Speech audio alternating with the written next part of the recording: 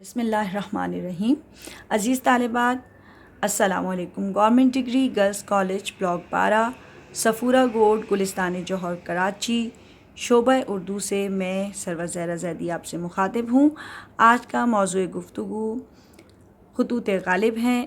عزیز طالبات، آپ کی 11ویں جماعت کی درسی کتاب گلزار اردو میں یہ 16ویں نمبر پر موجود ہے۔ آج کا ہمارا موضوع اگرچہ خطوط غالب ہیں، لیکن میں چاہوں گی کہ خط کی تشریح اور الفاظ کے معنی سمجھنے سے پہلے ہم مرزا کے اسد اللہ خان سے غالب تک کے سفر کا مختصراً جائزہ لیتے ہیں۔ پہلے طالبات، ہم 18ویں صدی عیسوی میں دلی کی فضاؤں کا ایک جائزہ لیتے ہیں۔ وہ دلی جسے میر و سودا ناسازگار حالات کی وجہ سے چھوڑنے پر مجبور ہو گئے تھے، وہاں اب دوبارہ غالب، مومن، ذوق، ظفر جیسے شعراء نے محفلوں کو گرما دیا تھا۔ علم و ادب کی فضا چھائی تھی، ان میں سے ہر ایک اپنے فن میں یکتا تھا اور غالب بھی ان میں سے ایک تھے۔ مرزا نے نہ صرف اردو شاعری کو فلسفیانہ مضامین سے روشناس کرایا، بلکہ نثر کو بھی ایک نیا اسلوب بخشا۔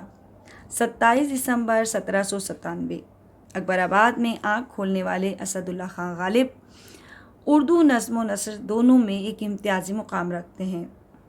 مرزا نے کم سنی میں یتیمی دیکھی۔ 9 برس کی عمر میں یہ یتیم ہو گئے تھے۔ اس کے بعد ننیہال کے امیرانہ ماحول میں پرورش پائی۔ اس زمانے کے نقوش غالب کی شخصیت پر بڑے گہرے نظر آتے ہیں۔ بے فکری، خود پرستی تاعمر ان کی ذات کا حصہ بنی رہیں۔ فلسفہ، تصوف، منطق، معنی و بیان سے انہیں خاص دلچسپی تھی۔ فارسی ادب کے مطالعے کے شوقین تھے۔ بے دل کو اپنا روحانی استاد کہتے تھے۔ 13 برس کی عمر میں امراؤ بیگم سے شادی کے بعد تاعمر دلی کے ہو کر رہ گئے۔ عمر کا ایک بڑا حصہ مرزا نے معاشی پریشانی میں گزارا۔ 62 روپے پینشن اور اس کے بند ہونے پر طویل مقدمہ۔ طالبان ذوق کے انتقال کے بعد بادشاہ کے دربار سے وابستہ ہو گئے۔ غدر کے بعد کچھ عرصہ دربار رامپور سے بھی وظیفہ پاتے رہے، کچھ عرصہ رامپور میں قیام بھی کیا۔ مرزا نے زندگی میں آئے تمام طوفانوں کا ڈٹ کر نہ صرف مقابلہ کیا، بلکہ اپنی طبیعت، اپنے مزاج کے مطابق نامساعد حالات میں بھی حرکت اور عمل پر کاربند رہے۔ طالبات، یا یوں کہہ لیں کہ تمام تر پریشانیوں کے باوجود غالب کی شخصیت میں موجود شگفتگی نے انہیں زندہ رکھا۔ عزیز طالبات، ہر فن پارہ، ہر تخلیق اپنے تخلیق کار کی شخصیت کا آئینہ دار ہوتی ہے۔ اسی طرح غالب کی شخصیت ان کی نظم و نثر دونوں میں پوری طرح نظر آتی ہے۔ نظم میں ان کے فلسفیانہ خیالات، اٹھائے گئے سوالات جھلکتے ہیں، تو نثر میں ان کی چلتی پھرتی تصویریں منعکس ہوتی ہیں۔ مرزا کی نثر ان کے خطوط ہیں۔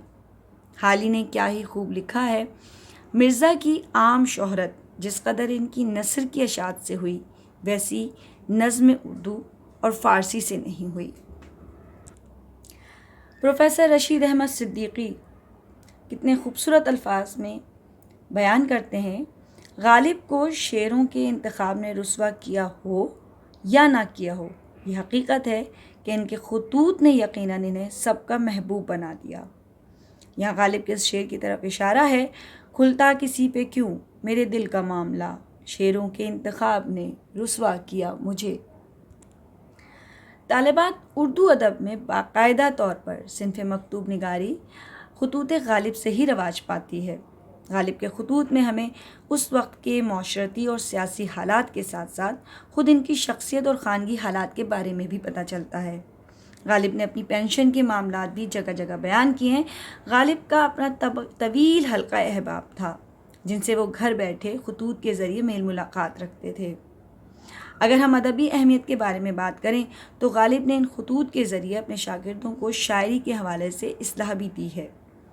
قواعد و انشاء کے اصول و ضوابط غالب کے خطوط میں جا بجا بکھرے ہوئے نظر آتے ہیں۔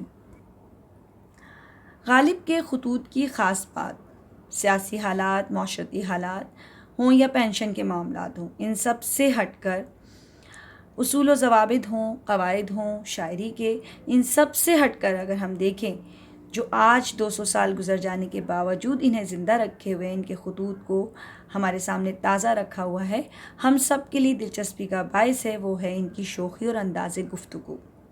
خط میں سیاسی حالات ہوں یا پینشن کے معاملات، خانگی مسائل ہوں یا کلام اور قواعد پر بحث، ہر جگہ خوشنمائی ان کی شوخی اور جدت طبع سے نظر آتی ہے۔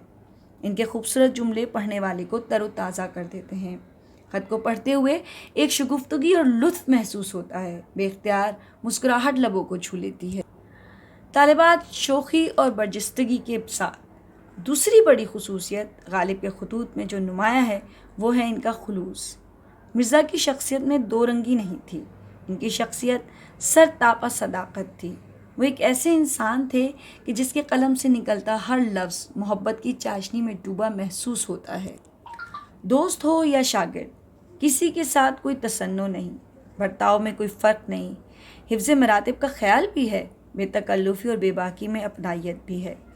مرزا سے پہلے اگر ہم جائزہ لیں خطوط نگاری کا تو رقعت بے دل اور انشاء مہدورام کو معیار بنا کر طویل القابات کے ساتھ خطوط لکھے جاتے تھے۔ عبارت آرائی ان کا خاصہ تھی، لیکن مرزا نے نئی طرز نئی طرح ڈالی۔ طویل القابات کی جگہ کبھی میاں، کبھی برخوردار، کبھی مہاراج سے مخاطب کیا۔ دوست و شاگرد کے ساتھ بے تکلفی نظر آتی ہے تو نوابان رامپور کو حضرت ولی نعمت، آئے رحمت، سلامت جیسے القابات سے مخاطب کرتے ہیں۔ لیکن ایک جگہ لکھتے ہیں، خود ہی فرماتے ہیں پیر و مرشد، یہ خط لکھنا نہیں ہے، باتیں کرنی ہیں، اور یہی سبب ہے کہ میں القاب و آداب نہیں لکھتا۔ مرزا کے خطوط میں بات کرنے کی فضا ملتی ہے، ایسا محسوس ہوتا ہے کہ مخاطب ان کے سامنے بیٹھا ہے اور وہ باتیں کرنے کے ساتھ مزے بھی لے رہے ہیں۔ طالبات کہیں کہیں ان تمام شوخی، شرارت اور باتوں کے ساتھ کہیں کہیں ڈرامائی کیفیت بھی پیدا کرتے ہیں۔ ایک جگہ خط میں لکھتے ہیں، اے میرن صاحب، السلام علیکم، حضرت آداب، کہو صاحب آج اجازت ہے میر مہدی کے خط کا جواب لکھنے کی؟ حضور میں کب منع کرتا ہوں؟ خود ایک جگہ اپنے انداز تحریر کے بارے میں لکھتے ہیں، میں نے وہ انداز تحریر ایجاد کیا ہے کہ مراسلہ کو مکالمہ بنا دیا ہے۔ 1000 کوس سے بزبان قلم باتیں کیا کرو، ہجر میں وصل کے مزے لیا کرو۔ ڈاکٹر عبادت بریلوی غالب کے خطوط کے بارے میں لکھتے ہیں، غالب کے ان خطوط سے اس زمانے کے سیاسی، سماجی اور معاشی ماحول کی بھی وضاحت ہوتی ہے۔ 19ویں صدی کی دلی میں لوگ کس طرح رہتے تھے، ان کے آداب اور طور طریقے کیا تھے، ان کی الجھنیں اور پریشانیاں کس قسم کی تھیں، پرانی روایات کے ساتھ ساتھ نئی روایات کا اثر معاشرت پر کس طرح چھانے لگا تھا، لوگ زندگی کے بارے میں کیا سوچتے تھے، ماحول نے انہیں کس طرح اسیر کر لیا تھا، مختلف طبقوں اور فرقوں کے تعلقات آپس میں کیسے تھے، ان کا نظریہ حیات کیا تھا، معاشی بدحالی اخلاق کو کس طرح بگاڑ رہی تھی، بے عملی نے کس طرح معاشرت میں گھر کر لیا تھا، عمرہ اور شرفا کی زندگی کس طرح وبال جان بن گئی تھی، لوگ کس طرح ایک دوسرے سے ملتے تھے، دربار کی حالت کیا تھی، درباروں نے زندگی کو کس طرح بگاڑا تھا، مغلوں کی کمزوری اور انگریزوں کے بڑھتے ہوئے اقتدار نے کیا صورتحال پیدا کی تھی، سیاسی تبدیلیوں کے اثرات لوگ کس طرح قبول کر رہے تھے، سیاسی تبدیلیوں نے معاشرتی لوگوں زندگی کو کن راہوں پر لا کھڑا کر دیا تھا، کون سے حالات اور افکار، خیالات زندگی کو نئے سانچوں میں ڈھال رہے تھے، کون سی علمی، ادبی اور سیاسی تحریکیں تھیں جن کا اثر زندگی اور معاشرت پر ہو رہا تھا، کون سے ادبی مباحث تھے جن کا ان دنوں چرچا تھا، شاعرانہ ماحول کی کیا خصوصیات تھیں، کون کون سے شاعر تھے جن کا اثر ماحول قبول کر رہا تھا، یہ اور اسی طرح کے سینکڑوں مسائل ہیں جن کی صحیح تصویر غالب کے یہ خطوط پیش کرتے ہیں۔ ایک دوست کو اپنے خط میں مرزا اس طرح کچھ لکھتے ہیں رمضان کے بارے میں، دھوپ بہت تیز ہے، روزہ رکھتا ہوں مگر روزے کو بہلاتا رہتا ہوں، کبھی پانی پی لیا، کبھی حقہ پی لیا، کبھی کوئی ٹکڑا روٹی کا کھا لیا، یہاں کے لوگ عجیب فہم رکھتے ہیں، میں تو روزہ بہلاتا ہوں اور یہ صاحب فرماتے ہیں کہ تو روزہ نہیں رکھتا، یہ نہیں سمجھتے کہ روزہ رکھنا اور چیز ہے اور روزہ بہلانا اور بات ہے۔ طالبات، امید ہے کہ اب آپ کو اندازہ ہو چکا ہوگا تمام لیکچر سن کر کہ غالب کے خطوط کی کیا خاص بات ہے اور کس طرح انہوں نے زندگی بھر مسائل کا سامنا کرتے ہوئے بھی اپنی شوخی کو، شگفتگی کو تھامے رکھا۔ ہمیشہ خطوط میں یہ چیزیں نمایاں رہیں ان کے۔ اب میں آپ کو کتاب میں موجود خط کی تشریح اور مشکل الفاظ کے معنی بتاتی ہوں۔ خط میر مہدی مجروح کے خط کا جواب ہے یہ، اور ان کو سید صاحب کہہ کے مخاطب کیا ہے۔ جواب دیتے ہوئے کہتے ہیں کہ ان کے خط کے آنے کی خوشی کسی دوست کو دیکھنے، اس سے ملنے کی خوشی سے تعبیر کرتے ہیں۔ یعنی میر مہدی کا جو خط آیا ہے میر مہدی مجروح کا، تو اس کے جواب میں یہ لکھتے ہیں کہ تمہارے خط کے آنے سے وہ خوشی حاصل ہوئی ہے جو کسی دوست کے ملنے سے، ملاقات سے حاصل ہوتی ہے۔ خط میں دوبارہ آگے تذکرہ ہے میر سرفراز حسین، جو کہ 250 روپے کی ضمانت دینے کے بعد چھوٹے ہیں، ان کو مشورہ دیا ہے کہ وہ فوراً الور ریاست چلے جائیں، نئی حکومت اور اس کے انتظامات میں شاید کوئی نوکری مل جائے۔ ساتھ ہی میر مہدی مجروح سے کہتے ہیں کہ میر سرفراز حسین سے کہیے کہ وہ اپنا تمام احوال، اپنا تمام حال اپنے ہاتھ سے لکھ کر بھیجیں۔ اپنی پینشن کے متعلق بتاتے ہیں کہ افسر سے پینشن کے بارے میں نے بارہا پوچھا۔ طالبات، یہاں میں نے ذکر کرتی چلوں کہ آپ کو میں نے پہلے بتایا تھا کہ ان کے خطوط میں ان کی پینشن کا جو مقدمے کا انہوں نے سامنا کیا تھا، وہ پینشن ان کی بند کر دی گئی تھی، اس کا کافی جگہ ذکر کیا ہے۔ تو اسی کا میں آپ کو بتا رہی ہوں کہ یہاں بھی دیکھیے پینشن کا ذکر ہے کہ پینشن کے بارے میں نے بارہا پوچھا افسر سے، لیکن کوئی واضح جواب نہیں دیتا، لیکن اندازہ ہے کہ جلد معاملہ حل ہو جائے گا۔ خط کے دوسرے حصے میں عزیز طالبات، غالب اپنی کتاب کے چھپانے کے متعلق بتاتے ہیں، اور میر مہدی مجروح نے یقیناً ان سے خط میں یہ جوابی خط ہے، میر مہدی مجروح نے یقیناً اپنے خط میں ان سے پوچھا ہے کہ آپ کی کتاب کب چھپ رہی ہے اور کب تک چھپ جائے گی۔ تو جواب میں کہتے ہیں کہ کیا میاں کیا باتیں کرتے ہو، میں کتابیں کہاں سے چھپ پاتا، روٹی کھانے کو نہیں جاڑے آتے ہیں، لحاف توشک کی فکر ہے۔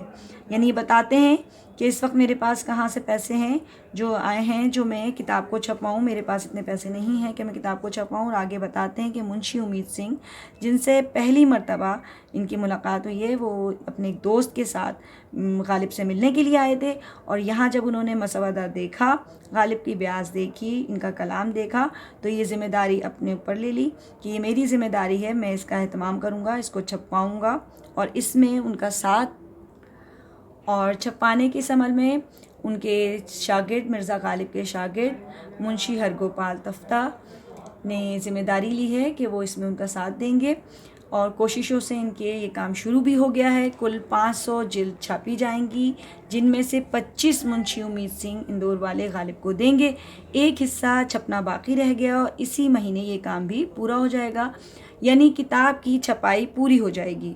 خط کے آخری حصے میں اس وقت کے سیاسی حالات میں ایک ہندوستانی کے خون کے ارضا ہونے کا ذکر کرتے ہیں کہ ایک ہندوستانی کا قتل ہو گیا ہے، اس کے ٹکڑے اڑا دیے گئے ہیں، لیکن اس کا خون بہایا قصاص کون لے گا، کیونکہ دعوے دار کوئی نہیں ہے۔ طالبات، میں آپ کو مشکل الفاظ کے معنی بھی بتاتی چلوں۔ سب سے پہلے 2.5 روپے بھی بھاری ہیں، یعنی اس وقت معاشی حالت ایسی اتنی زیادہ خراب ہے کہ 2.5 روپے بھی بہت زیادہ ہیں۔ تہی دستی یعنی خالی ہاتھ، آبرو بچی، روپے گئے بلا سے آبرو بچی، یعنی پیسے چلے گئے بلا سے چلے گئے، لیکن عزت رہ گئی، عزت بچ گئی، یہ بڑی بات ہے۔ تفحص یعنی معلومات، چھان بین، استحقاق یعنی حق رکھنا کسی چیز کا، حاکم، یہاں پہ لفظ انہوں نے استعمال کیا ہے، یہ افسر کے لیے استعمال کیا ہے۔ مسودہ یعنی ان کے ہاتھ کی لکھی ہوئی بیاض یا ہاتھ کا لکھا ہوا نسخہ، اور انہوں نے استعمال کیا ہے لفظ سابقہ معرفت، یعنی پہلے سے کوئی جان پہچان نہیں تھی۔ لحاف توشک، لحاف روئی کا ہوتا ہے جسے اوڑھا جاتا ہے سردی میں، اور توشک روئی کے گدے کو کہتے ہیں جسے بچھایا جاتا ہے، جس پہ سویا جاتا ہے۔ اس کے بعد ہے لفظ ایک فرما چھپنا باقی رہ گیا، یعنی ایک حصہ چھپنا باقی رہ گیا ہے۔ قصہ تمام ہو جائے، اکتوبر میں قصہ تمام ہو جائے، یعنی کتاب مکمل چھپ جائے گی، یہ ساری چیز، یہ قصہ تمام ہو جائے گا، ختم ہو جائے گا، کتاب مکمل چھپ جائے گی۔ اس کے بعد ہے تحریر موقوف نہ کرتا، موقوف یعنی ملتوی کرنا کسی کام کو، تو ملتوی نہیں کرتا اس معنوں میں ہے یہ۔ گورنر مدعی نہ ہوئے، گورنر نے دعویٰ نہیں کیا، دعوے دار نہ ہوئے۔ قصاص نہ لیا یعنی خون بہا نہ لیا۔